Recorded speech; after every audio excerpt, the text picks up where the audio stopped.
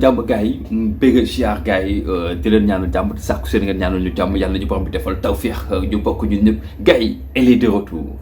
elle est de retour elle c'est la grande diva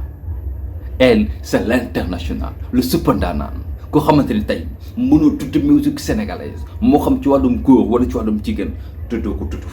ndax bokk na ci ñi nga xamante ni tey musique Sénégal bu demee ba am fu mu toll racine ñàkk sampoon moom ci la bokk wala bu ci bokkul ñàkk sukkot moom ci la bokk elle c'est qui gars yi ñu seetaan li rek. sant rek la war ya Coumba Gawlo. sant rek ma war Gawlo. sant rek la war ya Coumba Gawlo. yaakaaroon jeex na yàlla di faj sama aajo. gars yi bu leen fàtte abonné like di partage vidéo yi c'est vraiment important nee naa leen man samay chronique ci mbalax damay kontaan ndax ñun amuñu lu dul mbalax kon c'est normal ñu jàpp ci mbalax mi ngir mu mën a dem ci ay niveau yu gën a xaay kon mu ngay waxee Coumba Gawlo Seck la diva qui nous vient avec une toute nouvelle production bu bees tàkk gannaaw un long temps d'absence boo xamante ni gëjoon nañu dégg ki nga xamante ni mooy la diva muy Coumba Gawlo Seck ndeysaan suñu Gawlo national suñu Gawlo international mu ñu indil ñu bees tàkk tuddee ko sant rek waaw c'est normal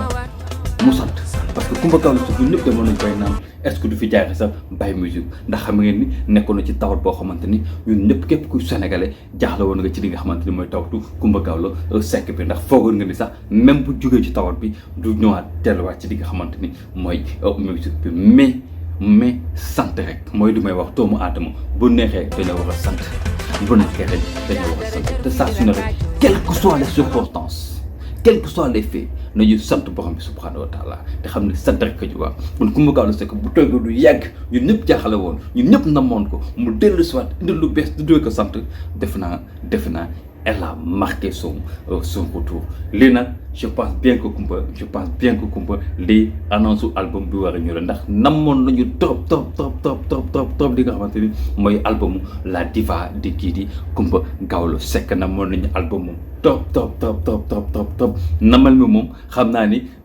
du ma ni jeex na sax waaye wàññi nga ci lu bëri ndax li nga indi muy sant rek wane ni nga carrément ba léegi yaa nga marqué sa empreinte ci li nga xamante ni mooy la scène musicale sénégalaise rawatina mbalax bi nga xamante ni saa su ne rek buñ la ci géej a dégg dañuy jaaxle ba tax dañuy bëgg saa su ne rek ñu la ciy dégg ndax tey am na ñoo xamante tey cette voix d'or bi nga xamante ni Coumba Gawlo Seck yor na ko bu yuuxu rek boo xefee dañuy daanu leer comme nañ koy waxee moo tax ma ne leen namoon nañ top ki nga xamante ni mooy la diva sur la scène musicale sénégalaise kon Coumba Gawlo Seck elle est de retour avec cette toute nouvelle production intitulée sant rek kon gars yi nañuy sant rek nañu gën a continuer di sant waaye it bu ñu santee rek ba pare dañuy remercier tamit ki nga xamante ni mooy Coumba Gawlo Seck ndax di nga xamante ni cadeau bi nga xamante ni indil nañu ko ci li nga xamante ni mooy vacances yi nee naa ne été bu jotee moom sama gars yi dañu rakkaaju parce que gis ngeen Adiouza indi na lu bees tàkk Baye Mass mi ngi ñëw cette nouvelle génération bu leen di fàtte Vision mi ngi ñëw Viviane ñu ngi xaar clip bu bees wala bokk single bu bees Titi aussi ñu ngi koy xaar ak ñeneen ñi nga xamante ni ñoom ñooy représenté li nga xamante ni la crème de la musique sénégalaise wala balaa ko gis ngeen ko récemment